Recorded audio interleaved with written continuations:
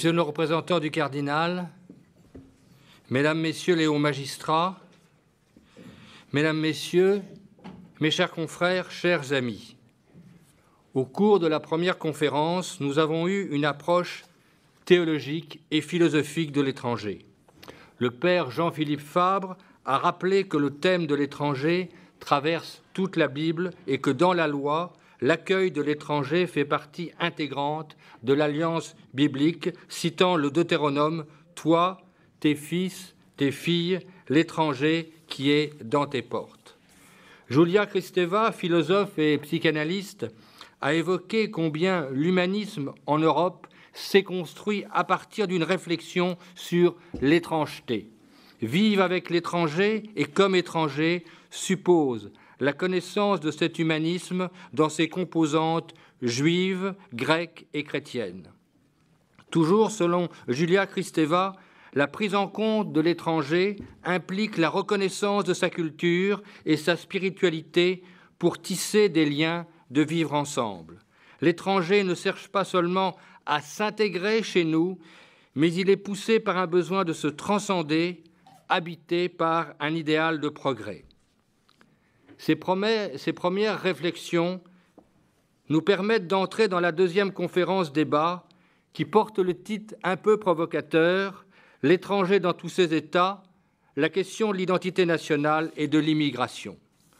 En effet, le débat sur l'identité nationale est une question qui traverse notre pays depuis longtemps. Et l'ouvrage d'Alain Finkielkraut veut nous faire partager son angoisse face à une désintégration de l'ensemble national, historique, social et culturel dont l'immigration porterait sa plus large part de responsabilité. Pierre Nora, dans le débat de mars dernier, répond avec justesse « À mon sens, le mal essentiel n'est pas là, il vient de plus loin. » Et il ajoute « Mais toute l'histoire de la France peut s'écrire comme un effort permanent pour faire de l'un avec du multiple, du divers, du contradictoire et même de l'incompatible. » Cette opposition idéologique transparaît, se traduit en des termes juridiques, selon la formule suivante, la souveraineté étatique contre l'universalité des droits de l'homme. Au départ, l'étranger est sans droit par rapport à la souveraineté des États et son statut se résume à celui qui n'appartient pas à la communauté nationale. Mais grâce au travail ardent, constant et en profondeur des grands textes internationaux sur les droits de l'homme, l'étranger va acquérir un véritable statut constitutionnel. Ces textes se fondent sur le droit naturel pour affirmer qu'il est des droits dont chacun est investi sans considération de citoyenneté et ne peut pas être privé par un quelconque gouvernement. Et à ce sujet, la décision du Conseil constitutionnel en date du 13 août 1993 reconnaît à l'égard des étrangers des droits fondamentaux spécifiques de valeur constitutionnelle. Le considérant fondamental, et je vous le lis car il me paraît être la ligne, le fil conducteur de tout ce débat de ce soir. Si le législateur peut prendre à l'égard des étrangers des dispositions spécifiques, il lui appartient de respecter les libertés et droits fondamentaux de valeur constitutionnelle reconnue à tous ceux qui résident sur le terrain de la République. S'ils doivent être conciliés avec la sauvegarde de l'ordre public, qui constitue un objectif de valeur constitutionnelle, figurent parmi ces droits et libertés la liberté individuelle et la sûreté, notamment la liberté d'aller et venir, la liberté du mariage, le droit de mener une vie familiale normale. En outre, les étrangers jouissent des droits à la protection sociale dès lors qu'ils résident d'une manière stable et régulière sur le territoire français.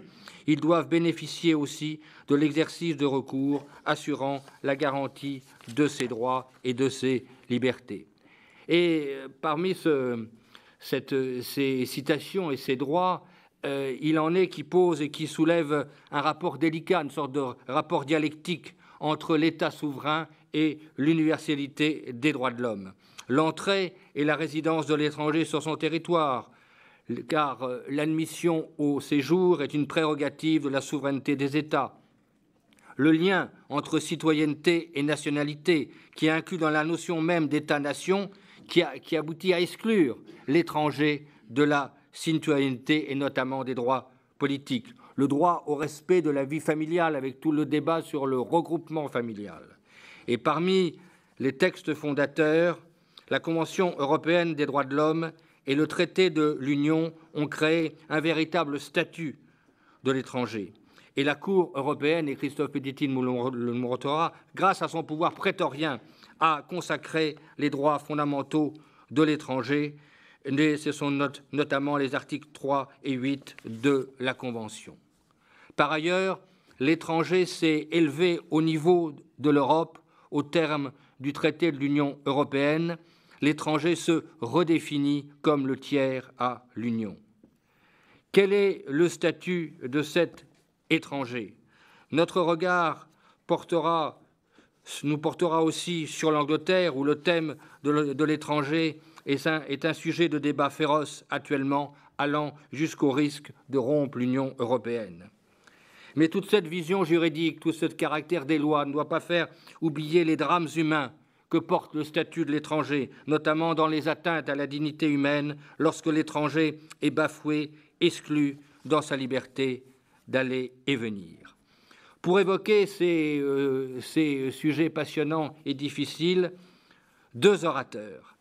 D'abord, Christophe Petitti, avocat au barreau de Paris, secrétaire général de l'Institut des droits de l'homme du barreau de Paris. Christophe, c'est une grande joie de t'accueillir ce soir, car tu sais que ton père, le bâtonnier Louis-Edmond Petitti, avait participé au droit, liberté et foi et avait été l'un des créateurs, si je puis dire, qu'il avait engagé toute son autorité de bâtonnier dans cette expérience. Tu joues un rôle très important à l'Institut des droits de l'homme. Nous venons voir tes formations, nous allons à tes formations, nous y participons aussi, et tu nous parleras de l'étranger et les droits de l'homme en Europe. Michael Tugendhat traitera de la question du statut des étrangers selon les différents pays. Michael Tugendhat, c'est une joie aussi de vous recevoir ce soir au droit, liberté et foi, car vous avez une expérience à la fois d'avocat et de juge. Vous avez été juge à la Haute Cour d'Angleterre et du Pays de Galles de 2003 à 2014. Vous avez une formation philosophique de lettres classiques à l'Université de Cambridge et vous avez exercé au barreau anglais de 1970 à 2003, et j'ai été sensible, vous êtes très spécialisé dans le domaine des médias et de la vie privée, mais vous avez aussi une forte expérience par rapport au statut de l'étranger. Enfin, vous présidez l'Association des juristes franco-britanniques. Monsieur Christophe Petitti, vous avez la parole. Merci, Monsieur le Président. Merci, Thierry. Effectivement, c'est un grand plaisir d'être présent parmi vous ce soir et d'intervenir au Collège. Vous m'avez demandé de traiter cette question de l'étranger dans tous ses états avec un E minuscule. C'est déjà un signe. Il n'est pas dans tous les états avec un E majuscule. Et plus précisément, l'étranger et les droits de l'homme. Vous avez fait le choix de confier cette tâche à un juriste, quand bien même aurait-il, par filiation, on va dire, certaines accoutumances avec les droits de l'homme. La notion de droits de l'homme, droits fondamentaux, revêt deux significations principales. Une première sur le plan substantiel, les droits et libertés attachés à l'individu. La seconde sur le plan formel, les droits fondamentaux, ce sont les droits qui s'imposent au pouvoir législatif, exécutif, juridictionnel, parce qu'ils sont protégés, comme vous l'avez indiqué, par une constitution, par des traités internationaux. Or, l'examen du droit nous montre que nous avons déjà deux conceptions qui ne se recoupent pas. Pas nécessairement, pas du tout, pas beaucoup. Les questions de l'immigration et de l'identité nationale, si elles sont posées à des juristes, vont recevoir une réponse de juriste. Les États dans lesquels les étrangers sont nous renvoient nécessairement au statut juridique de l'étranger. Alors, ce soir au Collège des Bernardins, quelle place pour la réflexion laissons-nous aux juristes dans une thématique telle que celle de l'étranger? Comment sortir de la norme, de sa technicité, de sa complexité. Et nous savons déjà en droit interne que le droit des étrangers est un labyrinthe, un enchevêtrement de règles superposées, comme notre législateur sait le faire, volontairement ou non, mais surtout sans réflexion globale, sans prendre le recul nécessaire pour définir des principes sur lesquels il se tiendra dans la durée, et en l'absence, bien entendu, d'une volonté politique pour le faire. Je dirais même que le droit des étrangers est peut-être volontairement complexe pour ne pas permettre aux étrangers qui pourraient éventuellement bénéficier de certains droits de ne pouvoir les invoquer. Alors, après le recul que nous avons pris la semaine dernière, grâce aux deux merveilleuses interventions de Madame Kristeva et du Père Jean-Philippe Fabre, qui nous ont fait parcourir les siècles pour ceux qui étaient là, la Bible, la théologie biblique, la vision de l'étranger par l'étranger, qu'est Madame Kristeva, comme elle nous l'a indiqué. Nous avons eu l'approche philosophique, sociologique, qui nous a permis de réfléchir, et j'en dis quelques mots, sur notre propre peur dans la conception freudienne. L'étranger nous fait peur car il y a de l'étranger en nous-mêmes. Mais ma première réponse, parce que Madame Kristeva nous posait cette question, les politiques, ils ont inventé la norme juridique, pour exclure cette peur. Cet avantage légal ne vous est pas accordé, c'est la loi, je n'ai plus peur. Donc je m'interroge sur cette suggestion et réflexion de Madame Kristeva, et qui est la question que vous me posez ce soir. Les droits de l'homme ont-ils donné à l'étranger ce qui n'a pas été donné à celui-ci par le citoyen? Les droits de l'homme ont-ils permis, comme l'évoquait le Père la semaine dernière, d'intégrer en nous tous cette leçon que l'on est sur une terre que si l'on sait accueillir l'étranger dans nos portes?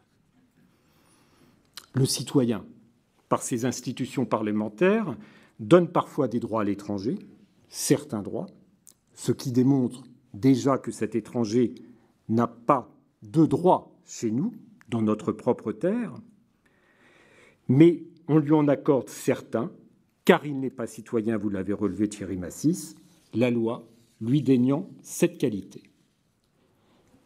Selon le professeur Julien Laferrière, si le droit des étrangers existe, c'est qu'il existe aussi une catégorie juridique étranger, car le juriste ne crée généralement pas de catégorie juridique de façon purement gratuite. Une catégorie juridique n'a de sens que si elle correspond à un régime juridique spécifique, et si l'on admet cette prémisse, on doit également admettre que les étrangers sont soumis à un droit qui leur est propre, qui leur est applicable et appliqué en leur qualité d'étrangers, et qui, par conséquent, est un droit différent du droit des nationaux.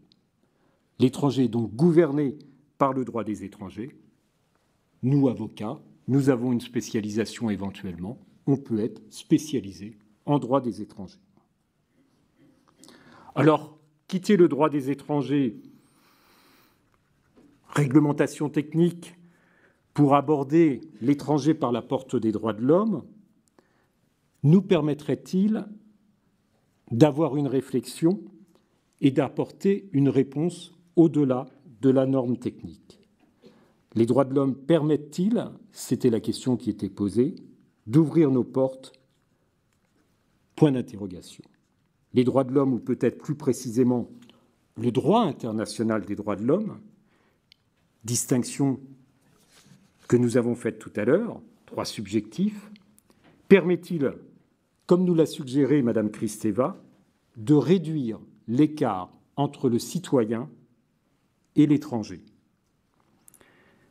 Je dois vous dire que je suis inquiet, et particulièrement inquiet, quand bien même vous nous avez invoqué les conventions internationales, et j'aimerais tout simplement rester aux espoirs qui nous ont été donnés la semaine dernière et de ne pas intervenir sur le droit international. Je lisais tout à l'heure, et je l'ai pris en copie, un commentaire du professeur Marguenot d'une décision récente de la Cour européenne des droits de l'homme du début de l'année 27 février 2014, arrêt H contre Belgique.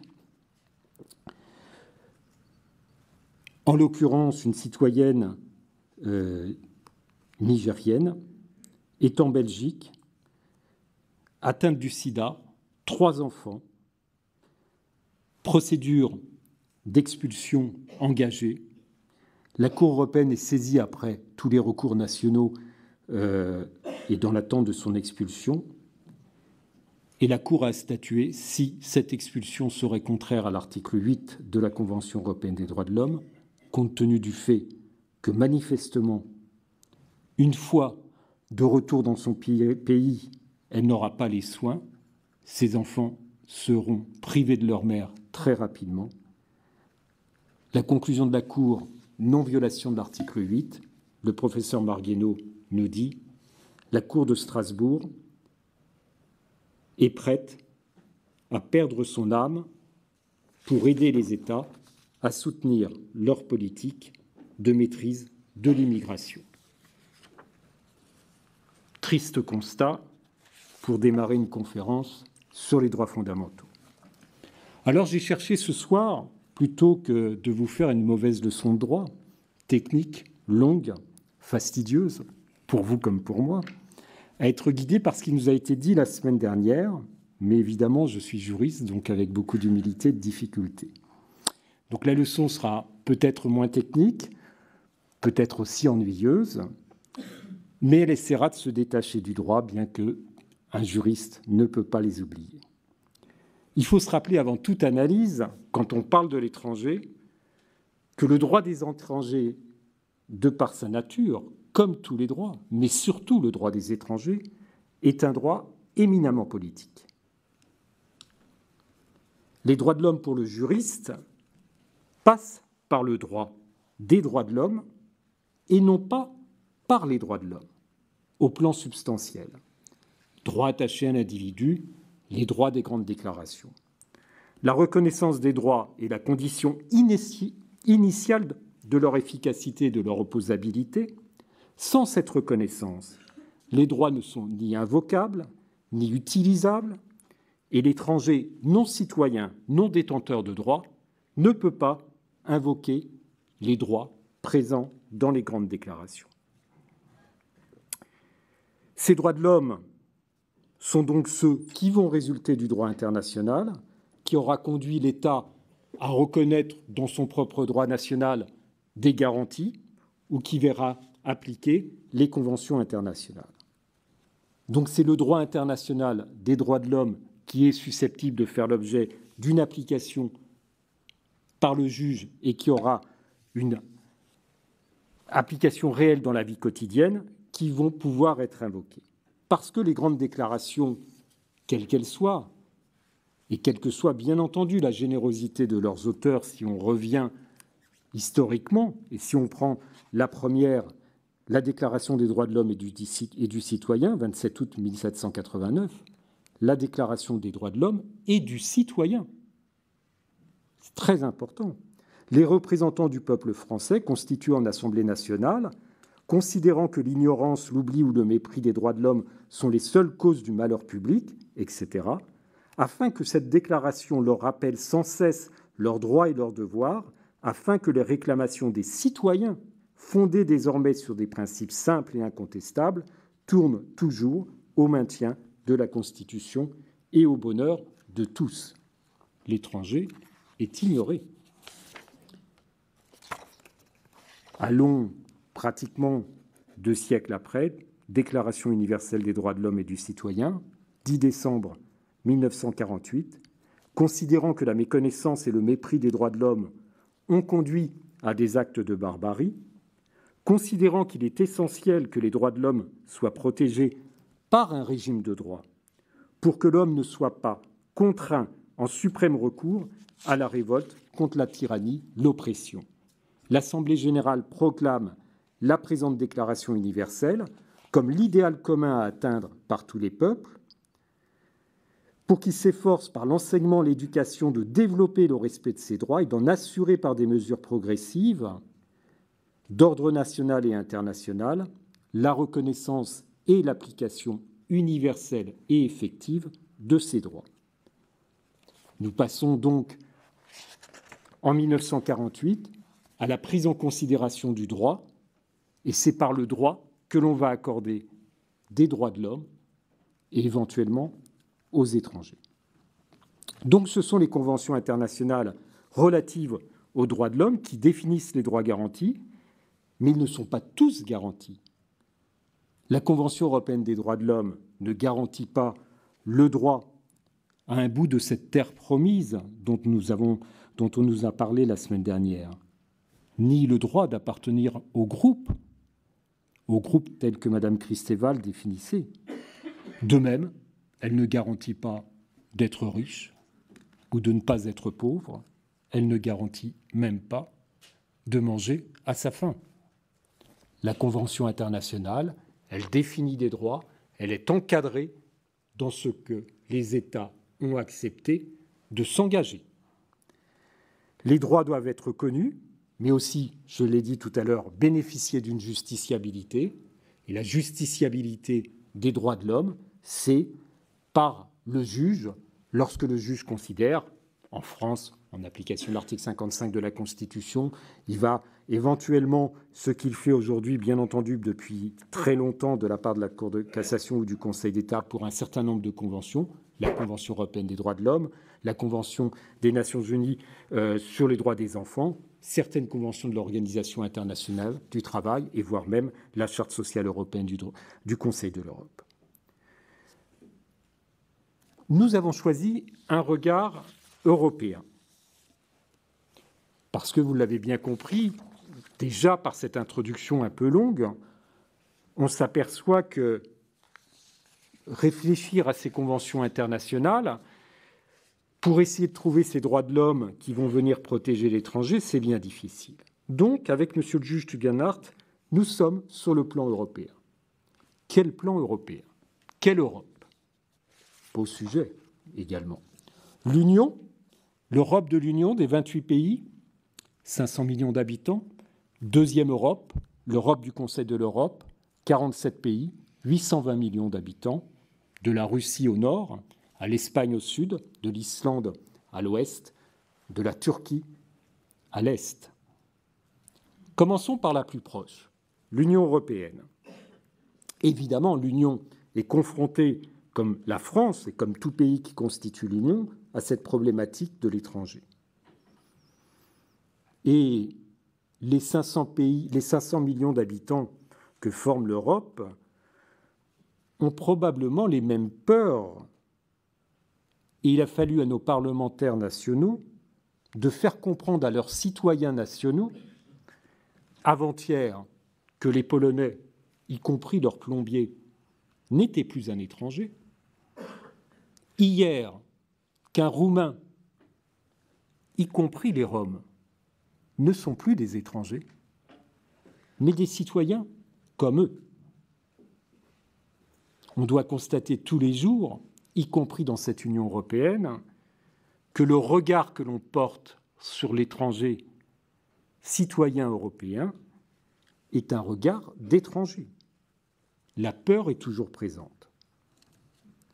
Alors, la position du juriste et le discours du juriste, c'est évidemment de se positionner en droit, au regard du droit, et le discours du juriste de droit international, que je suis un peu, sera de se positionner au regard du droit international, et par ce droit, j'aurais peut-être moins peur. Mais le juriste des droits de l'homme est-il un droit de l'hommiste ?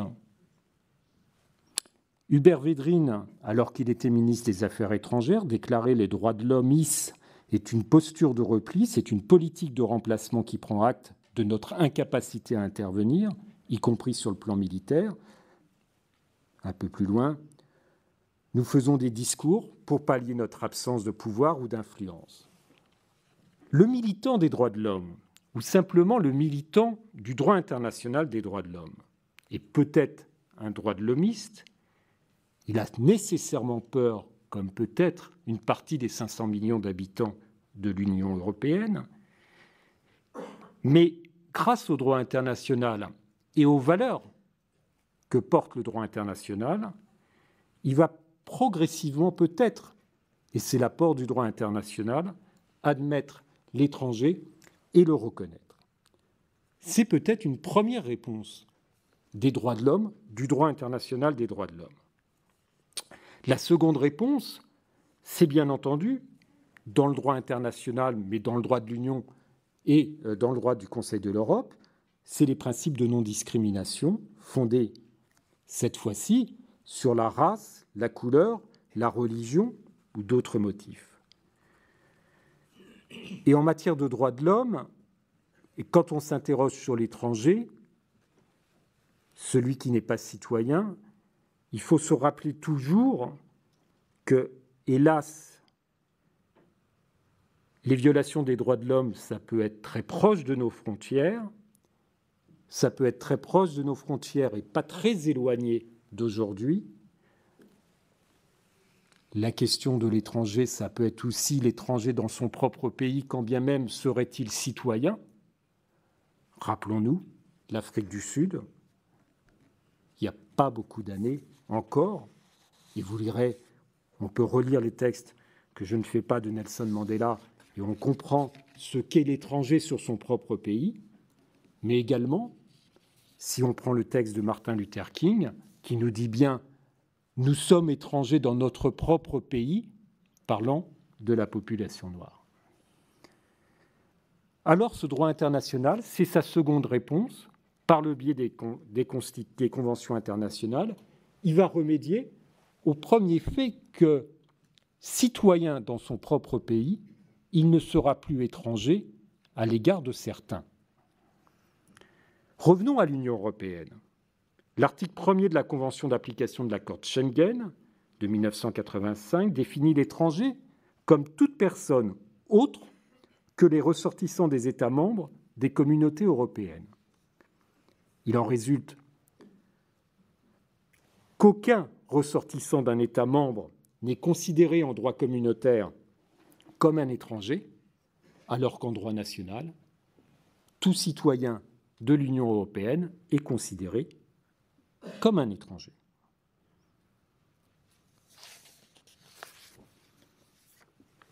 Et pourtant, si nos citoyens de l'Union des 28 pays ne sont plus des étrangers, les étrangers sont à nos frontières. Quelle réponse donner au niveau de l'Union? Rappelons-nous, octobre 2013, il y a tout juste un an, les 400 migrants morts au nord de l'île de Lampedusa. Ça rappelle à quel point il est dangereux pour l'étranger de venir sur cette terre qui appartient à tous dans la théologie biblique, cette terre qui est la terre de l'Europe, terre inaccessible, l'Union européenne. Que fait-on au niveau de l'Union? La Commission européenne crée, pardonnez-moi de l'expression, une task force pour la Méditerranée, en collaboration avec les États membres. Réflexion, action, langage communautaire. Et pourtant, le nombre total de ressortissants de pays tiers arrivant sur les côtes de l'Europe, en 2013, atteint 57 000 personnes, et il y en a évidemment plus aujourd'hui. Le Conseil européen a adopté des recommandations les 26 et 27 juin 2014 concernant l'espace de liberté, de sécurité et de justice.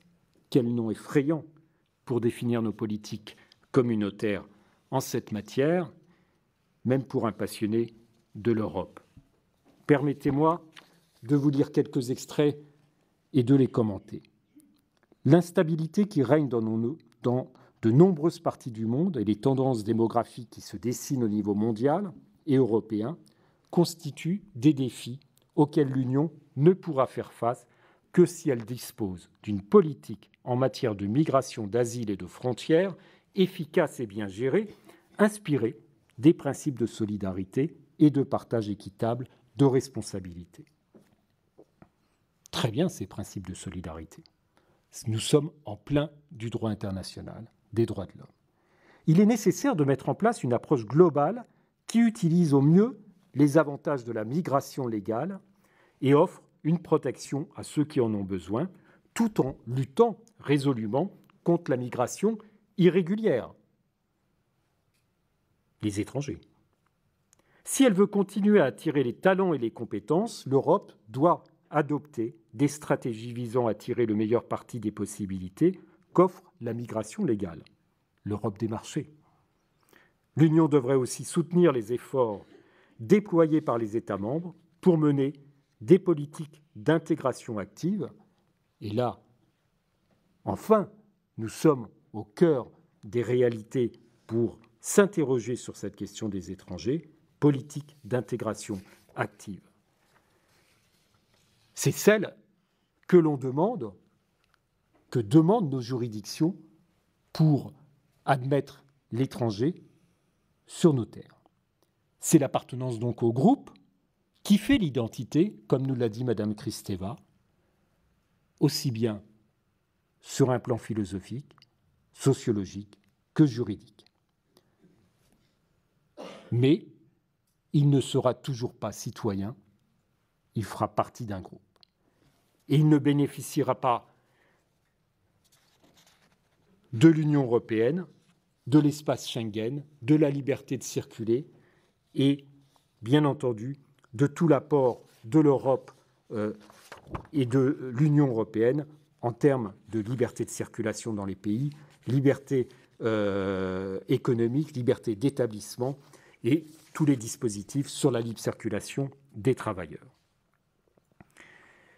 L'accord de Schengen s'applique donc à nos citoyens européens dans 28 pays, ou tout au moins dans moins de 28 pays, mais les 28 pays bénéficient de la liberté de circulation.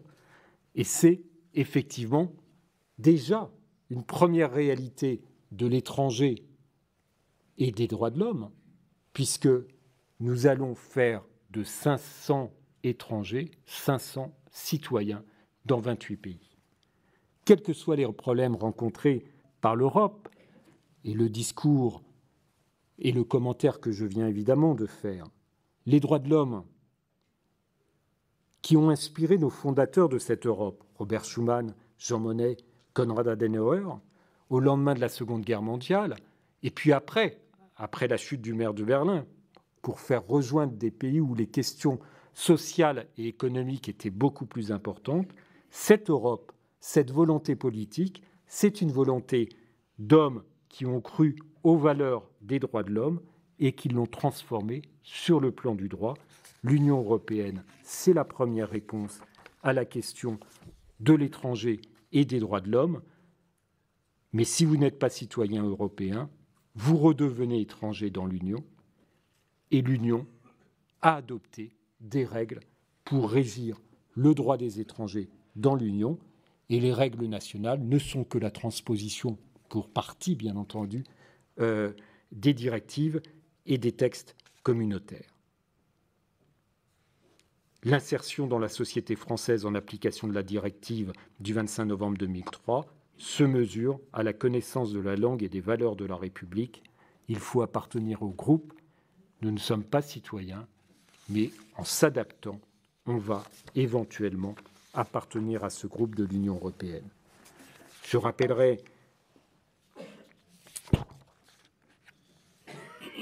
que les dispositions du traité de Maastricht de 1992, on retrouve à l'article 20 la notion de citoyenneté.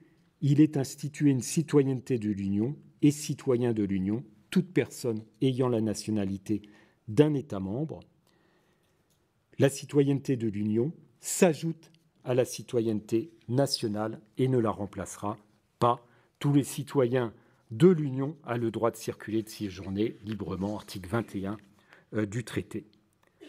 Cette citoyenneté européenne a également une portée au stade du Conseil de l'Europe, puisque la Cour européenne des droits de l'homme va admettre que les citoyens européens peuvent bénéficier, en comparaison à un étranger de l'Union, et pourtant rattaché au Conseil de l'Europe par les 48 pays et par l'article 1 de la Convention, les citoyens de l'Europe, de l'Union européenne, vont pouvoir bénéficier d'un traitement de faveur au sens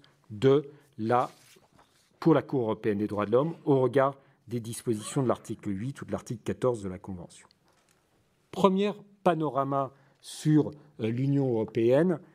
Deuxième panorama, très brièvement, parce que bien entendu, il y aurait beaucoup de choses à dire, ne serait-ce qu'au niveau de l'Union européenne et du droit de l'Union européenne. Le système du Conseil de l'Europe. Nous sommes dans une Europe plus élargie et nous sommes dans un système de droit international différent. Dans un système de droit international.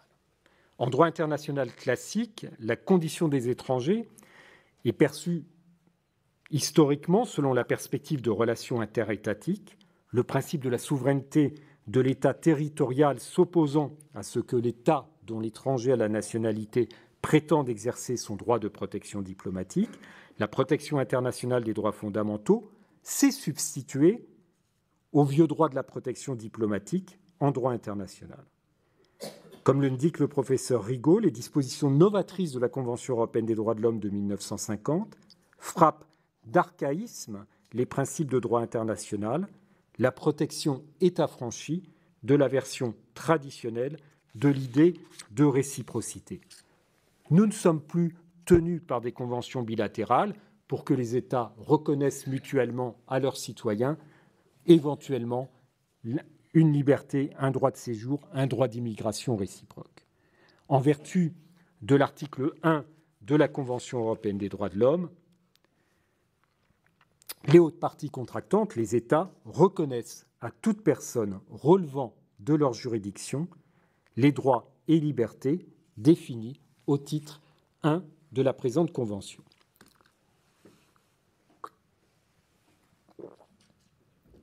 L'originalité de la Convention européenne des droits de l'homme, en son article 1, a donc consisté à inclure dans un système international de protection les ressortissants de l'État qui est accusé devant la Cour européenne des droits de l'homme. L'étranger n'est plus protégé en tant qu'étranger, il est protégé en tant que ressortissant, qu'il ait la nationalité de l'État à trait devant la juridiction internationale ou qu'il n'ait pas cette nationalité ou qu'il ait une nationalité d'un État tiers au Conseil de l'Europe. L'article 1 protège l'étranger. On retrouve l'homme. Nous étions au niveau du citoyen, après être passé avec la déclaration de 1940, la première 1789, citoyen, 1948, l'homme, Union européenne, citoyen, Convention européenne des droits de l'homme, ressortissant, l'homme. Mais je vous ai dit tout à l'heure que les conventions internationales garantissent des droits, et la Convention européenne des droits de l'homme en garantit évidemment beaucoup, mais elle accorde ces droits tels qu'ils sont définis par l'instrument international, et la Convention européenne des droits de l'homme ne contient aucune disposition relative à l'immigration ou au droit d'asile. Elle ne garantit pas la possibilité à un étranger de se rendre sur le territoire d'un État membre du Conseil de l'Europe, d'y rester, d'avoir le droit de travailler. Ce droit au travail, d'ailleurs, n'est pas garanti pour les propres citoyens des 47 États du Conseil de l'Europe par la Convention européenne des droits de l'homme. Dans le système de la Convention, les États ont toujours le droit, en vertu du principe de droit international et sous réserve de leurs obligations conventionnelles, les textes internationaux, de contrôler l'entrée, le séjour, l'expulsion des non-nationaux, et ce, dans le schéma de la Convention européenne des droits de l'homme. Vous pourrez vous reporter à un arrêt récent qui le rappelle concernant la France, l'arrêt Mugenzi du 10 juillet 2014. La Convention ne pose pas de règles relatives à l'accès donc des ressortissants étrangers et n'indique pas non plus qu'ils devraient nécessairement obtenir un visa s'ils présentaient éventuellement certaines garanties. Seul le ressortissant non étranger d'un des États, le ressortissant citoyen d'un État, bénéficie de l'article 3.2 du protocole, nul ne peut être privé du droit d'entrer sur le territoire de l'État dont il est le ressortissant.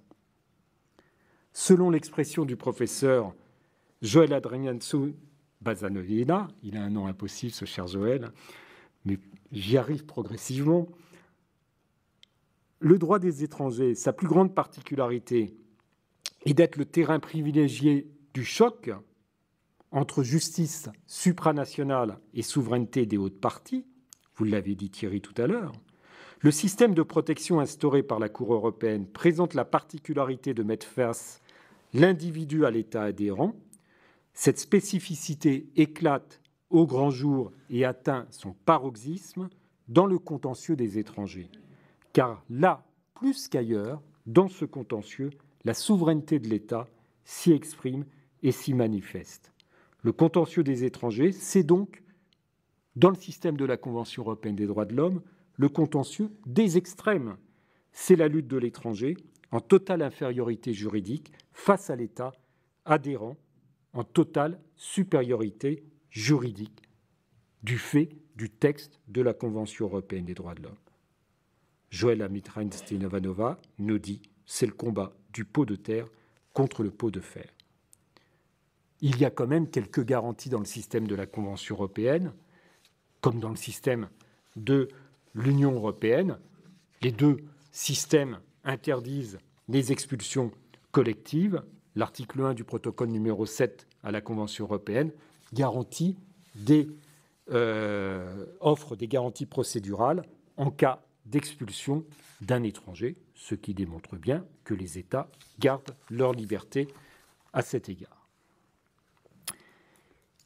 Mais, tu l'as dit Thierry, et malgré ce petit commentaire que je faisais tout à l'heure sur cette jurisprudence de la Cour a apporté des garanties malgré l'absence de dispositions protégeant spécifiquement l'étranger en tant qu'individu sur le plan individuel.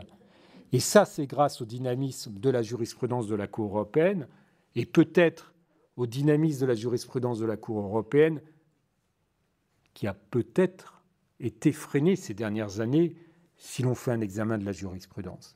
C'est ce qu'on appelle, ce qu'appelait le professeur Cohen-Jonathan, la protection par ricochet, des dispositions qui ne sont pas destinées à apporter un droit à certains vont par l'interprétation qu'en donne la Cour, par ricochet, apporter cette protection. Et cette protection, elle est apportée par 3 dispositions principales de la Convention, les articles 2 et 3 et l'article 8 de la Convention qui vous a été indiqué tout à l'heure. Mais on voit bien, et l'arrêt H&J contre Belgique du 27 février 2014 montre bien cette difficulté pour la Cour. Difficulté de la Cour que l'on retrouve déjà dans le passé dans une affaire que j'ai retrouvée, et je la cite parce qu'elle montre bien le particularisme dans lequel on est. C'était l'affaire concernant l'église Saint-Bernard. On se souvient tous de cette tragique affaire de 1996. Après 2 mois, le préfet, et alors que dans l'église, personne ne s'opposait à la présence de ces 10 grévistes de la faim, le préfet de Paris ordonne l'expulsion, et cette affaire va être portée à la Cour européenne des droits de l'homme par la suite. Les grévistes ou certains d'entre eux saisissent la Cour et font valoir qu'on a entravé leur liberté de manifester, garantie indirectement par l'article 11 de la Convention. Et la Cour européenne, dans son arrêt, 9 avril 2002, arrêt 6 contre France, note que la requérante faisait partie d'un groupe d'étrangers en situation irrégulière qui avait décidé de mener une action collective.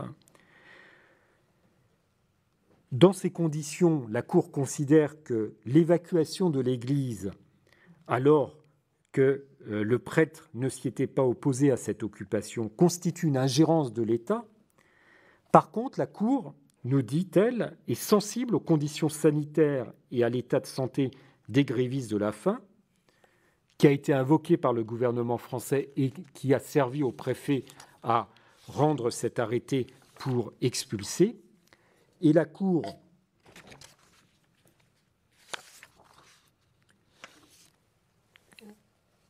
qui ne retient pas la violation de l'article 11 de la Convention, donc qui considère que l'expulsion de l'Église est justifiée, dit quand même dans son arrêt, à la fin, en tout cas, la valeur de symbole et de témoignage de la présence des requérants et des autres étrangers avait pu se manifester de façon suffisamment durable pour que l'ingérence de l'État qui a expulsé, après cette longue période, n'apparaisse pas en l'espèce comme excessive. La Cour est préoccupée de cette situation de ces étrangers qui demandaient la régularisation de leur situation individuelle, mais elle est limitée par les droits qui lui sont accordés par les États qui ont signé et ratifié la Convention européenne. D'autres dispositions, les articles 2 et 3, je vous rappelle que l'article 2, c'est le droit à la vie, l'article 3, c'est l'interdiction des tortures et des peines ou traitements inhumains ou dégradants. Ce sont des dispositions impératives, non dérogeables, puisque l'article 15 de la Convention prévoit que les États peuvent déroger à certaines garanties, mais les articles 2 et 3 sont indérogeables, même en temps de guerre. On ne peut en aucun cas torturer, on ne peut en aucun cas donner la mort. Et la Cour, évidemment, est constamment et tous les jours saisie de recours d'étrangers qui se voient extradés ou expulsés et qui sont éventuellement devant être accompagnés dans un état susceptible de violer ces dispositions. Et là, la Cour, par la théorie de l'obligation positive, c'est-à-dire que, bien entendu, l'État qui expulse n'est pas l'auteur éventuel du traitement inhumain ou dégradant, il n'est pas l'auteur de celui qui va mettre à mort cet étranger une fois qu'il sera retourné sur son territoire national, mais l'État a une obligation, c'est l'obligation de préserver la garantie des articles 2 et 3. Et au travers de cette garantie, de cette obligation positive, la Cour va examiner au cas par cas les affaires pour déterminer si dans telle hypothèse, l'étranger extradé risque éventuellement un cas de torture ou risque sa mort. Exemple, l'affaire Saadi contre Italie, où le requérant est poursuivi en Italie pour une participation au terrorisme international ayant fait l'objet d'un arrêté d'expulsion vers la Tunisie. La Cour réaffirme dans cette affaire le caractère absolu de l'interdiction de la torture en vertu de l'article 3. Les affaires sont très nombreuses, elles concernent tous les pays du Conseil de l'Europe. Il y a un point important dans la Convention européenne par rapport aux autres conventions internationales. C'est le fait que les garanties des articles 2 et 3, comme je vous l'ai indiqué, sont non susceptibles de dérogation. Quel que soit le crime pour lequel le requérant expulsé ou en voie d'expulsion est devant la Cour, quel que soit son crime, à partir du moment où il a un risque au titre de l'article 2 ou de l'article 3, dans cette hypothèse, l'État sera enjoint par la Cour européenne à ne pas l'extrader ou l'expulser. L'article 3 de la Convention consacre l'une des valeurs fondamentales des sociétés démocratiques et prohibe en termes absolus la torture, les peines ou traitements inhumains et dégradants. C'est la jurisprudence historique de la Cour, comme dans une affaire célèbre, l'affaire Söring contre le Royaume-Uni. Donc dans chaque cas individuel, et évidemment, il faudrait, et je vois que le temps passe, beaucoup de temps pour exposer cette jurisprudence et pour bien comprendre sa portée. Un autre aspect de la protection de la Convention européenne, c'est l'article 8 de la Convention, la protection de la vie privée, de la vie familiale. Avant, la Cour peut être saisie d'une question d'expulsion et d'extradition au regard d'autres dispositions. Les articles 5 et 6, droit à la sûreté, procès équitable, et dans certaines hypothèses, elle va interdire à un État d'expulser ou d'extrader si elle considère qu'il n'y a aucune garantie qui pourrait mettre en danger l'étranger au titre des garanties procédurales offertes en matière pénale et en matière civile par les articles 5 et 6. La principale disposition, comme tu l'as dit Thierry, c'est évidemment l'article 8 de la Convention. Protection de la vie familiale de l'article 8. Là, c'est une protection, mais qui est dérogeable. Ce ne sont pas les articles 2 et 3. Et c'est par ricochet que la Cour va aller chercher ces dispositions pour apporter une garantie que la Convention n'offre pas à l'étranger, c'est-à-dire le droit d'entrée et le droit de ne pas partir. Le droit d'entrer dans le cadre d'un rapprochement familial ou le droit de ne pas partir, que l'étranger soit en situation irrégulière et quelles que soient les causes pour lesquelles il est en situation irrégulière et éventuellement même s'il a été condamné par une juridiction et que la peine complémentaire est effectivement le retour ou le fait de quitter le territoire. Et là, la Cour va apporter une protection par le biais de la protection de la vie familiale, mais également par la protection de la vie privée. Deux notions qui sont assez mélangées dans la jurisprudence de la Cour concernant les étrangers. La Cour, au cas par cas, parce que ça ne peut être qu'au cas par cas, la Cour ne rend jamais d'arrêt de principe et elle en rend encore moins concernant la question des étrangers. Au cas par cas, elle va examiner si dans une hypothèse, l'étranger qui vit irrégulièrement dans un pays du Conseil de l'Europe est susceptible de bénéficier de cette protection de la vie privée, c'est-à-dire protection de la vie privée, quand il n'a pas de vie familiale. Ce n'est pas simplement la vie familiale. Si un étranger est intégré dans un des pays du Conseil de l'Europe, depuis longtemps, qu'il a une vie sociale, la Cour va retenir, c'est vrai assez rarement, mais elle va parfois le retenir, cette notion de vie privée, l'appartenance au groupe, et cette appartenance au groupe qu'on a évoquée la semaine dernière va faire de lui quelqu'un qui va bénéficier de la protection des droits de l'homme. Par contre, sur la vie familiale, on va examiner sa situation individuelle au regard de sa famille, s'il s'est intégré et si, notamment, il y a la possibilité d'avoir cette vie familiale dans le pays d'où il vient, et y compris s'il est marié à un citoyen du pays dont l'État sollicite l'extradition et l'expulsion. La Cour nous dit, quand bien même vous êtes marié à un citoyen du pays dans lequel vous êtes extradé, l'article 8 ne vous garantit pas cette protection de la vie familiale, ce qui est différent en partie avec le droit de l'Union, puisqu'il y a des dispositions spécifiques pour l'étranger conjoint d'un citoyen de l'Union, où il y a une protection plus favorable que l'étranger non conjoint d'un citoyen de l'Union. Mais là, la Cour nous dit, dans le système du Conseil de l'Europe, si votre vie familiale, vous pouvez la faire dans votre pays d'origine, et y compris si cela entraînerait le départ du citoyen dans cet autre pays, il n'y a pas violation de l'article 8 de la Convention européenne, sauf la protection des enfants.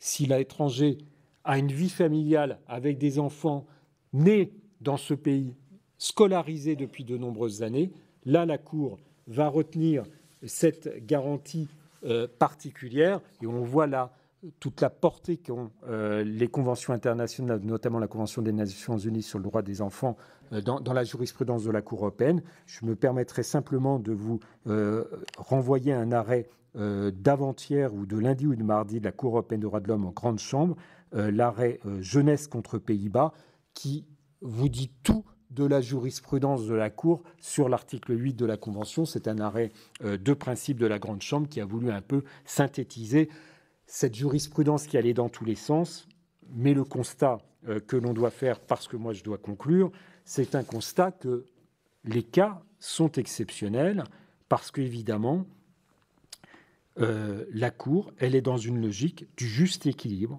aménagé entre les intérêts concurrents de l'individu, de la société dans son ensemble, et sur le fait que depuis toujours, la souveraineté des États s'exerce au sein du Conseil de l'Europe en ce qui concerne les étrangers, y compris dans les problématiques de discrimination, y compris dans des problématiques de droits sociaux.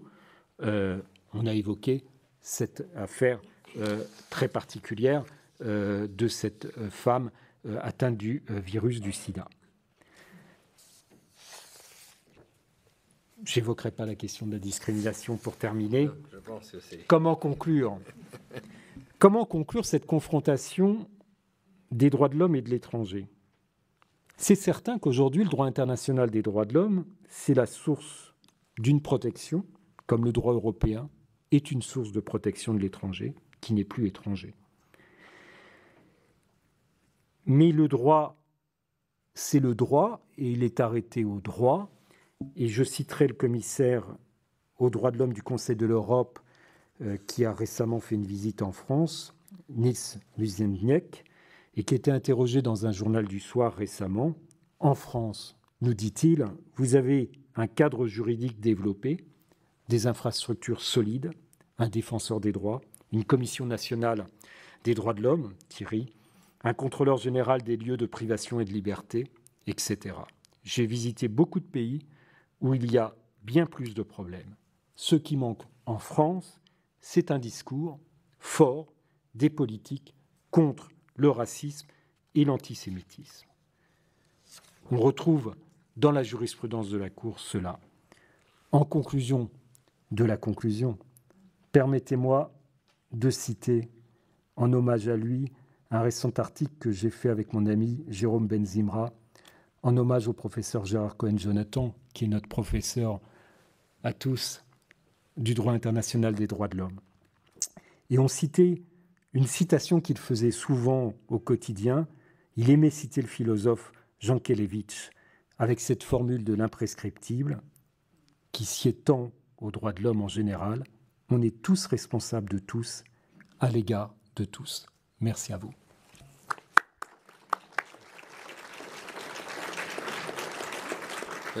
Monsieur Christophe Pediti, je vous remercie beaucoup pour cet exposé très, très riche, brillant, et sur lequel, j'allais dire, la première chose qui me vient à l'esprit, c'est l'accès au droit. C'est un des droits très difficiles. Les droits de l'étranger, on voit comment vous avez su naviguer à travers toutes les conventions. Et je crois que c'est un premier rapport très important pour nous tous ici rassemblés, c'est cette clarté dans les règles juridiques. Et ça, vous l'avez apporté. Le deuxième point, vous avez dit, je crois que c'est très très juste aussi, le combat, le droit, en ce qui concerne l'étranger, est un droit éminemment politique.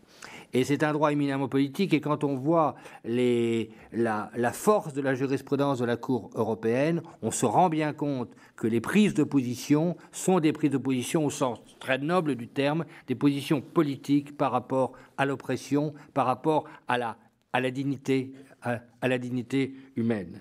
Et je crois que là, il y a là une très grande richesse en ce qui concerne la jurisprudence de la Cour. Nous la travaillons quotidiennement sur les questions de presse ou autres, mais elle est extraordinaire parce qu'elle va au-delà du droit, elle est vraiment le pouvoir créateur du juge. Et je vous remercie beaucoup de cette intervention. Maintenant, M.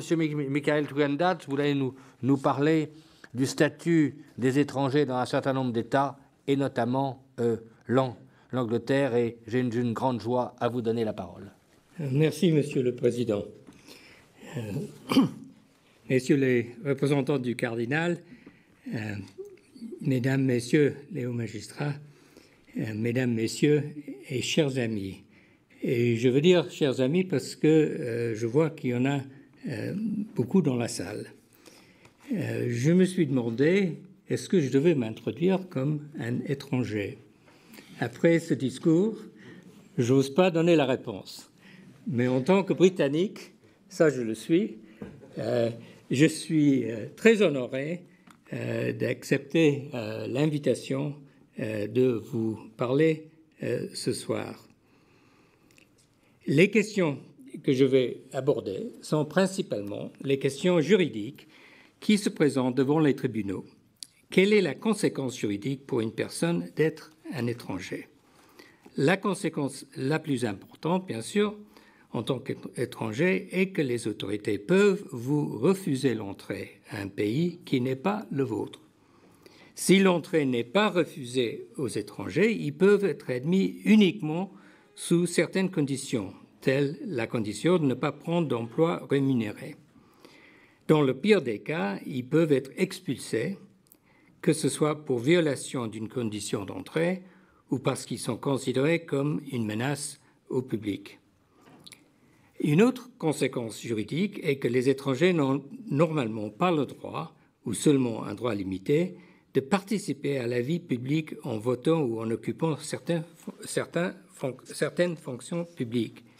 Mais normalement, les restrictions de ce genre, aussi importantes qu'elles soient, ne figurent pas largement parmi les préoccupations juridiques des étrangers. Certains étrangers peuvent être de cultures très différentes de la population nationale, d'autres peuvent être tout à fait semblables, comme peut-être je le suis parmi vous ce soir. Les étrangers peuvent aussi être des envahisseurs armés et hostiles. Cependant, tout au moins dans l'Europe d'aujourd'hui, ils sont généralement pacifiques. Pourtant, même s'ils ne sont pas hostiles, ils peuvent être des réfugiés désespérés qui demandent l'asile. Comme les habitants de Calais le savent bien, les étrangers peuvent utiliser tous les moyens à leur disposition, y compris la force, pour échapper à la détection et éviter la déportation. Ma vie professionnelle fut celle d'un avocat, comme vous le savez, pendant 33 ans, et d'un juge pendant 11 ans. Au Royaume-Uni, comme en France, il y a une distinction entre le droit administratif d'une part et le droit civil et pénal de l'autre. Mais contrairement à la France, au Royaume-Uni, les mêmes avocats et les mêmes juges plaident et tranchent les procès dans toutes les branches du droit. Aujourd'hui, une grande partie du travail de la justice en Angleterre concerne les étrangers. Les questions principales sont de savoir si les étrangers peuvent être refusés d'entrer au Royaume-Uni et s'ils peuvent en être expulsés. Les décisions sur ces questions sont généralement prises par des ministres en première instance. Mais ces décisions peuvent être contestées devant les tribunaux. Les juges britanniques ont jugé qu'un nombre important des décisions ministérielles était illégales. En conséquence, les étrangers concernés ont pu rester au Royaume-Uni s'ils n'étaient pas déjà partis. Le droit qui s'applique aux décisions des ministres sur ces questions est maintenant si controversé qu'il figure largement dans l'esprit de l'électorat britannique. Il est important d'avoir une idée du nombre de personnes touchées par ces lois. Le Royaume-Uni a une population d'environ 63 millions d'habitants. L'an dernier, et je parle là en chiffres très ronds, l'an dernier, plus de 500 000 immigrants sont arrivés et presque 300 000 personnes ont émigré. Le solde migratoire était d'environ 250 000 personnes. C'était une augmentation de près de 40% par rapport à l'année précédente. Environ la moitié des immigrants sont venus de l'Union européenne. On dit qu'il peut y être 500 000 Français à Londres. L'autre moitié des immigrants vient de pays hors de l'Union européenne. Dans la même période, environ un quart des enfants sont nés de mères nées hors du Royaume-Uni. Pour beaucoup au Royaume-Uni, ceci fait notre fierté. Un grand nombre d'immigrants qui ont fait des réussites de tout genre sont arrivés sans un sou de leur pays. Nos universités, nos centres de recherche scientifique, nos clubs de football, nos orchestres, nos grandes sociétés et autres institutions attirent des personnes de grand talent du monde entier. Il nous est plus important que de grands cerveaux travaillent à Cambridge, d'où qu'ils viennent, plutôt que leur position soit occupée par des Britanniques. Le Royaume-Uni doit sa prospérité culturelle et économique aux vagues d'immigrants qui s'y sont installés, et cela depuis des siècles. Mais pour d'autres dans notre pays,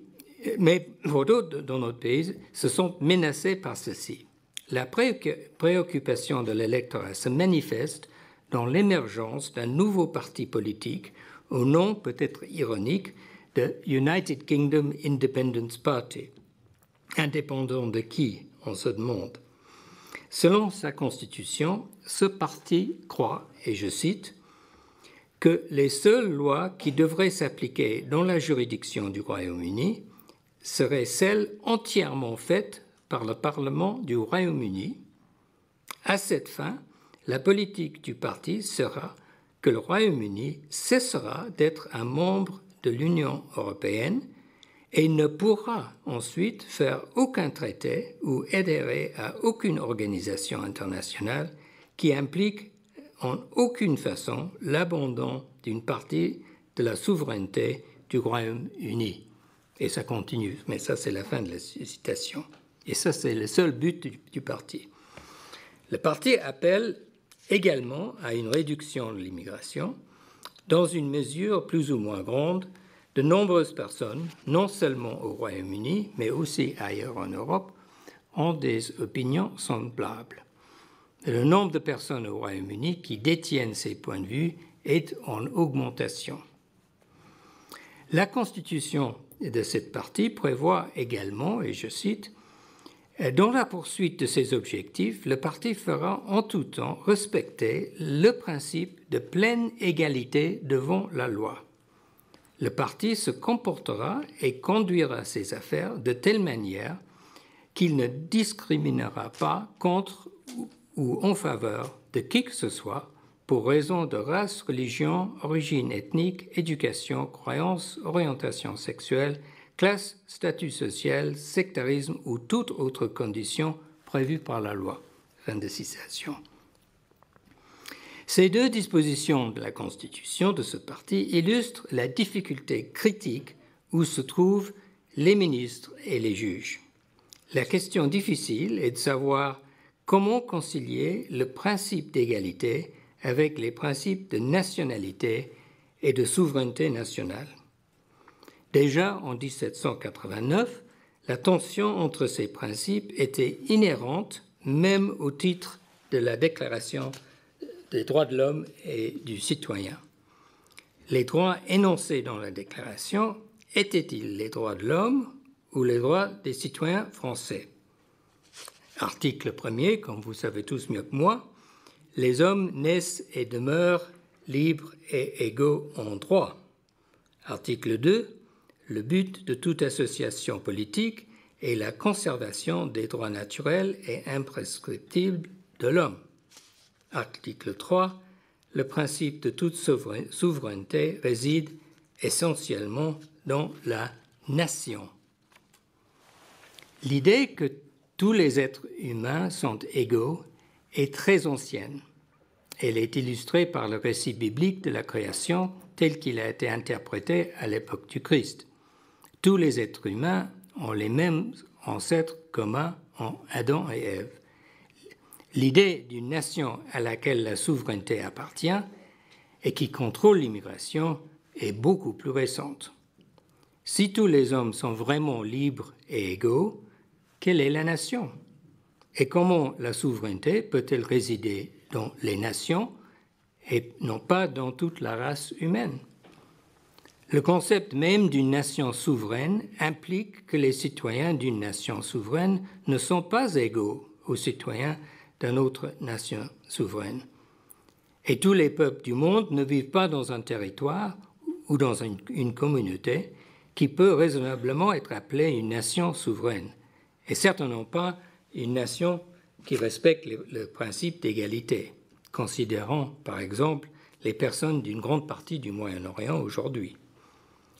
Le concept d'une nation souveraine implique l'exclusion. Il implique qu'il y ait des étrangers. Les étrangers ne sont pas égaux car ils peuvent se voir refuser d'entrer ou expulsés du territoire national. Bien sûr, le besoin d'avoir des nations est évident. Sans les nations, il n'y aurait pas de grande communauté mondiale. Ce serait plutôt l'anarchie. Les nations sont nécessaires pour permettre aux personnes de mettre en place des gouvernements efficaces qui répondent aux besoins humains et protègent les droits humains. Les personnes qui cherchent à quitter leur pays et entrer en Europe ou aux États-Unis, y compris beaucoup de ceux à Calais aujourd'hui, le font souvent parce qu'ils préfèrent être étrangers dans un pays qui fait respecter le principe d'égalité plutôt que d'être citoyens dans un pays qui ne respecte pas ce principe ou qui n'est une nation qu'en nom. L'un des problèmes les plus difficiles auxquels les ministres et les juges britanniques récemment ont eu à faire face se pose dans les cas des étrangers que les autorités considèrent comme un danger public et qu'ils veulent expulser. Dans certains cas, l'étranger ne peut pas être expulsé parce que la nation dont il est citoyen pratique la peine de mort ou la torture. S'il était envoyé dans ce pays, il serait en danger d'un tel traitement. Nous avons déjà entendu ce soir la jurisprudence de la Cour européenne des droits de l'homme sur cette question difficile, qui est donc autant une question en droit français qu'en droit anglais. Un exemple d'une telle difficulté est le cas où il y a raison de croire que l'étranger est impliqué dans des crimes graves ou de terrorisme. Dans de nombreux cas, le crime ne peut pas être prouvé devant un tribunal pénal. Parfois, le crime ne peut pas être prouvé car s'il est témoigné à la cour, leur vie et les vies des membres de leur famille seraient en danger. Les autorités britanniques ont arrêté un certain nombre de ces personnes-là, surtout venant du Moyen-Orient. Les ministres avaient ordonné qu'ils soient détenus en prison jusqu'à ce qu'ils puissent être expulsés. Mais les pays auxquels ils pouvaient être expulsés refusèrent de donner des assurances crédibles qu'ils ne seraient pas torturés ou condamnés à mort. Donc, le ministre ordonna que ces étrangers soient détenus indéfiniment, même s'il n'y avait aucun espoir réel pour qu'il soit jamais possible de les expulser. L'emprisonnement était volontaire dans un sens. Les détenus restaient libres de quitter la prison à condition qu'en même temps aussi ils quittent le Royaume-Uni. Mais les détenus ne voulaient pas quitter le Royaume-Uni. Les détenus contestaient la décision du ministre. Suite à la jurisprudence de Strasbourg, les juges britanniques estimèrent que la détention était illégale. Les détenus devaient être libérés de prison. À ce jour, beaucoup d'entre eux sont encore au Royaume-Uni. Pour en arriver à cette décision, les juges appliquèrent le principe d'égalité. Les juges soulignèrent qu'il y avait d'autres personnes, à savoir des citoyens britanniques, que le ministre considérait pareillement dangereux pour le public, et qui ne pouvaient pas être condamnés d'un crime. Le ministre accepta qu'il ne pourrait pas ordonner que des citoyens britanniques soient détenus ou déportés. Un citoyen ne peut être détenu indéfiniment que s'il a été condamné par un tribunal d'une infraction très grave. Selon les juges, le principe d'égalité exige que les étrangers ne puissent être détenus dans des circonstances dans lesquelles un citoyen ne peut être détenu. En expliquant les motifs de leur décision, les juges ont cité la Magna Carta de 1215, le Habeas Corpus, la pétition des droits de 1628 et un arrêt célèbre d'un juge anglais en 1772 pour libérer un esclave américain qui était arrivé à Londres en bateau avec son maître. Les juges ont également cité l'article 5 de la Convention européenne des droits de l'homme. Tous ces textes stipulent que chacun doit jouir du droit à la liberté. Les textes ne font aucune distinction entre les citoyens et les étrangers. Comme un juge l'a exprimé, et je le cite, « Ce qui ne peut être justifié ici est la décision de détenir un groupe de terroristes internationaux présumés, déterminés par la nationalité ou leur statut d'immigration, et pas d'autres critères. » Fin de citation. En jugeant des affaires qui soulèvent des questions de droits de l'homme, il n'est pas rare que les juges anglais citent des lois de la jurisprudence qui datent de 800 ans. Le common law a été introduit en Angleterre, non pas par les anglo-saxons, mais par Henri Plantagenet, venu de France. En vertu de cette loi, un principe de liberté est que c'est la loi qui fait le roi et non pas le roi qui fait la loi. Le peuple anglais n'a jamais accepté un gouvernement qui prétendait être au-dessus de la loi. Les Britanniques reconnaissent que dans des circonstances importantes dans le passé, leurs juges et le Parlement ont défendu leur droit à la liberté en particulier contre certains de leurs rois qui voulaient être monarques absolus. Mais le peuple britannique a aussi plus confiance en ses gouvernements que les peuples de certains autres pays où l'état de droit est d'origine plus récente. Et il fait beaucoup plus confiance à ses juges nationaux qu'aux juges étrangers siégeant dans des tribunaux internationaux.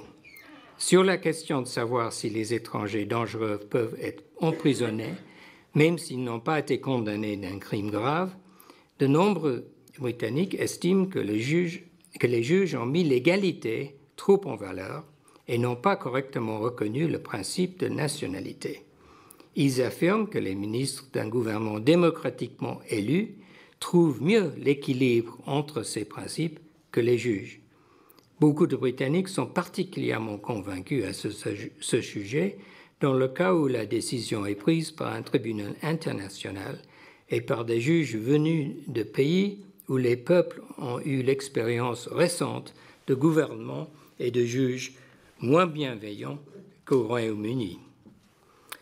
Je dois préciser qu'en donnant ce ou ces autres exemples, je ne veux exprimer aucune opinion personnelle quant à ce que la bonne réponse à ces questions pourrait être. Je ne veux pas non plus dire que ceux qui critiquent les juges sont dans la majorité ou la minorité.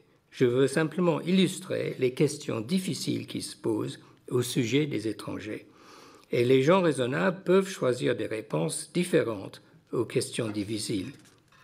Il peut y avoir des questions auxquelles il n'y a pas qu'une seule réponse juste.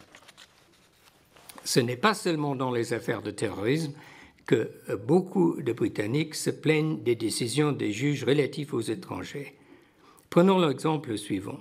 L'étranger, qui avait 15 ans, fut condamné à la prison pour un crime de violence, mais la durée de la peine d'emprisonnement prit fin et le prisonnier fut sur le point d'être libéré. Il venait d'une famille arrivée d'Italie au Royaume-Uni quand il était encore très jeune.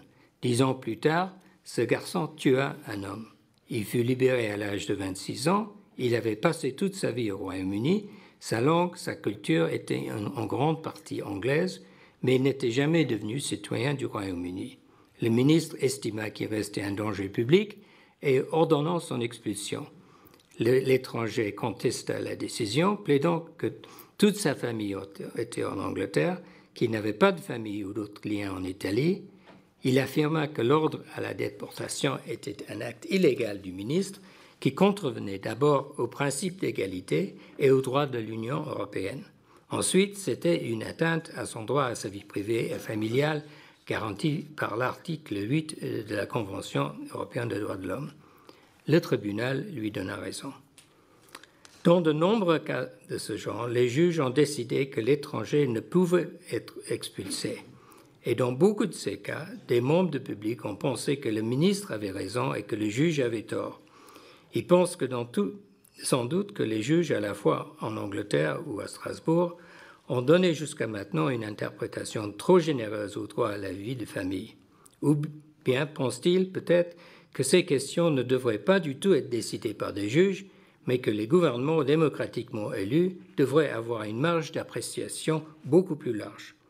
En tout état de cause, ils estiment que le principe de nationalité devrait l'emporter sur le principe d'égalité, même si l'étranger est, sauf sa nationalité, indiscernable du citoyen.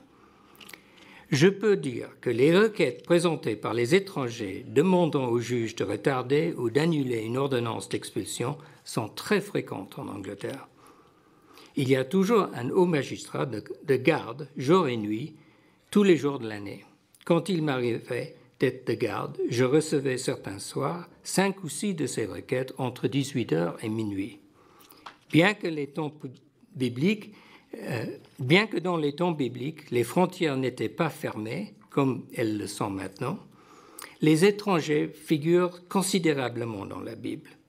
La façon dont les étrangers sont traités dans la Bible a beaucoup contribué à notre attitude envers eux aujourd'hui.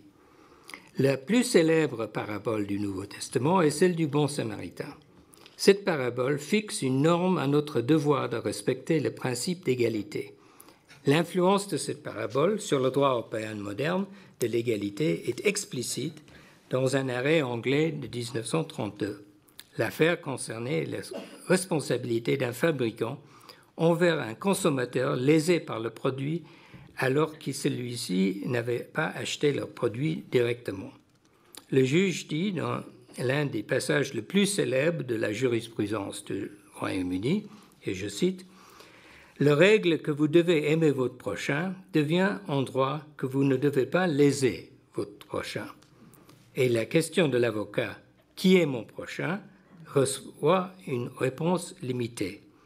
Vous devez prendre les précautions raisonnables pour éviter des actes ou omissions dont on peut raisonnablement prévoir qui sont susceptibles de léser votre prochain. Qui, alors, en droit, est mon prochain? La réponse semble être les personnes qui sont si étroitement et directement atteintes par mon acte que je devrais raisonnablement les avoir à l'esprit comme étant ainsi atteintes lorsque je dirige mon esprit vers les actes ou omissions qui sont mis en question. Fin de citation. Donc, en droit anglais, les obligations imposées par le droit civil sont des obligations qui sont dues par tous ceux qui sont soumis à la loi, à tout être humain partout dans le monde qui peut être touché par les actes ou omissions en cause. La nationalité est sans rapport. Dans l'économie mondiale d'aujourd'hui, les conséquences sont mondiales. Une société pharmaceutique basée en Angleterre, qui met en circulation un produit dangereux, est responsable autant pour ceux qui consomment le produit au Royaume-Uni, y compris les étrangers, que pour ceux qui le consomment partout ailleurs dans le monde. Il se peut que la loi soit la même en France. Une conception similaire de qui est mon voisin a donné lieu à des opérations internationales, humanitaires et militaires. Le Royaume-Uni et la France sont aujourd'hui engagés dans ces opérations dans certaines parties du monde où les mots nation et égalité ont peu de sens. Considérez les guerres dans les anciennes républiques yougoslaves, dans la région de l'Afrique de l'Est et de l'Ouest, et aujourd'hui au Moyen-Orient. Les gouvernements et les peuples de France et du Royaume-Uni se sont sentis obligés d'agir à la fois moralement et dans certains cas par le droit international. Ils se sont sentis obligés de protéger non seulement les étrangers qui ont eu la chance relative d'avoir atteint nos frontières en tant que réfugiés, mais aussi les étrangers qui souffrent dans leur propre pays, mais qui n'ont aucune chance d'échapper comme réfugiés. Ces questions sont d'autant plus difficiles parce que la différence entre un citoyen et un étranger peut varier beaucoup d'un cas à l'autre. La loi anglaise a adopté une position très généreuse vis-à-vis des étrangers. Par exemple, depuis que l'Irlande a obtenu son indépendance en 1922, les citoyens de la République d'Irlande ont été étrangers au Royaume-Uni, mais la frontière avec l'Angleterre n'a jamais été fermée ni contrôlée.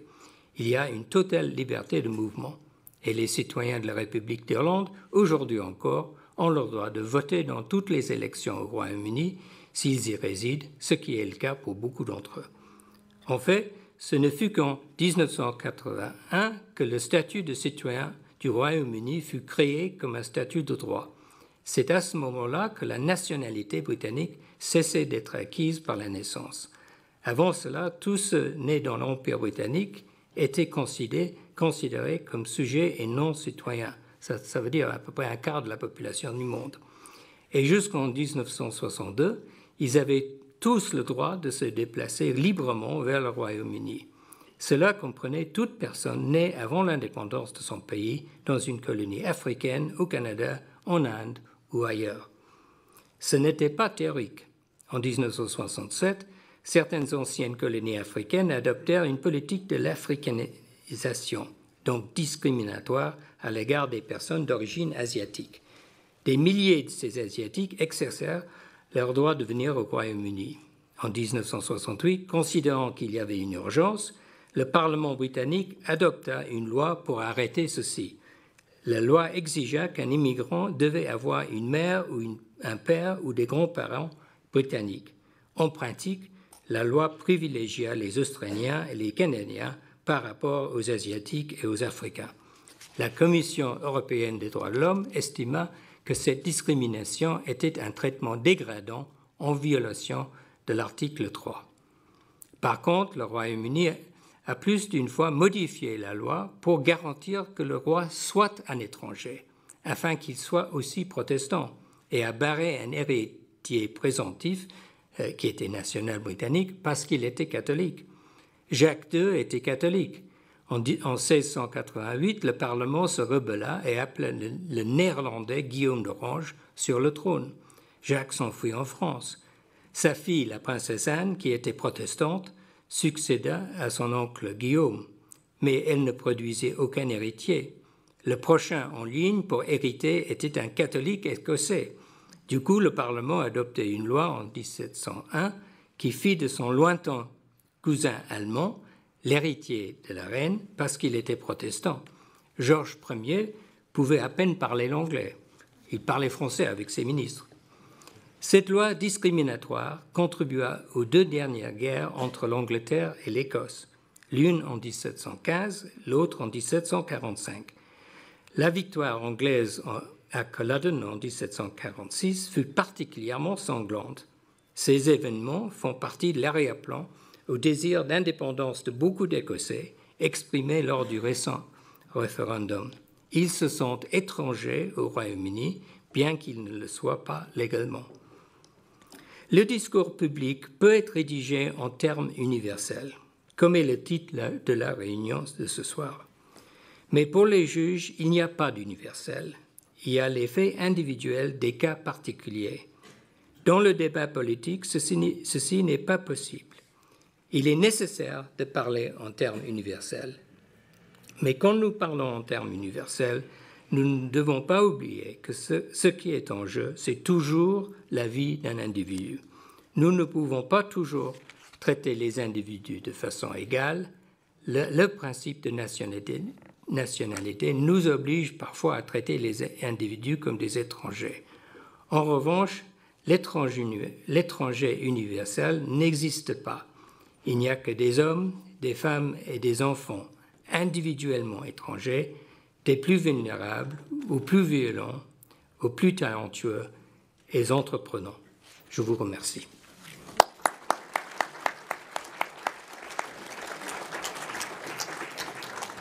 Monsieur Michael Kudenda, nous vous remercions aussi de cet exposé très, très riche où on a retrouvé un peu des débats qui ont été évoqués par Christophe Petitti, notamment le rapport de principe de l'égalité et de souveraineté. C'est ça, c'est la première observation que vous avez faite et qui est, je crois, très très prégnante en Angleterre.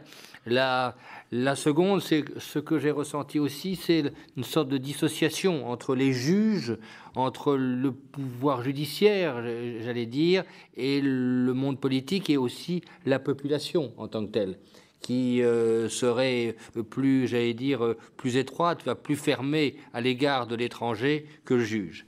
Et je crois que ces éléments sont des éléments de réflexion pour nous. Et votre conclusion est très riche aussi sur la protection de l'individu, de l'homme, ou au-delà du débat de l'universel ou du relatif.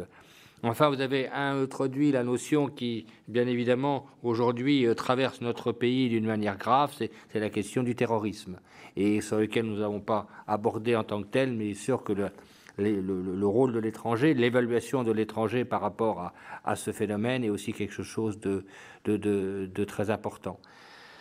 Ces débats ont été ces interventions ont été très riches, et je vous remercie encore, les conférenciers, et de votre présence.